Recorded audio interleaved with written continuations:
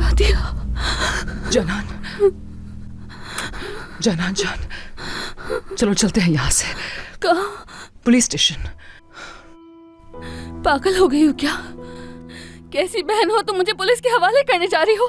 तो तुम कब तक भागने का सोच रही हो पुलिस से? बेहतर है कि तुम खुद जाकर हर चीज का एतराफ कर लो। तुम कह सकती हो कि वो बस एक हादसा था और तुम्हारी कोई गलती नहीं है। इस तरह तुम कसूरवार तो नहीं लगोगी ना? बस कर दो सादिया, इस तरह की बातें मत करो। उस जगह पर बिल्कुल अकेले थे हम दोनों। तुम्हें क्या लगता है वो मेरी बात मान लेंगे? वो फौरन जेल में डाल देंगे। तुम्हें समझ क्यों नहीं आ रही? बताया भी है, मैंने जानबूझकर नहीं मारा। तो बताओ क्या करें हम लोग फिर? खुदकुशी करना ज्यादा बेहतर लगता है मुझे। मुझे उसके घर जाना ही नहीं चाहिए था। उसका बेटा और उसकी मुलाजमा घर पर थे। उन्होंने मुझे आते हुए देखा था। सबको यही लगेगा कि उसे मैंने ही मारा है। ठीक है, ठीक है। क्या वहां पे कैमरास लगे हुए थे? हाँ?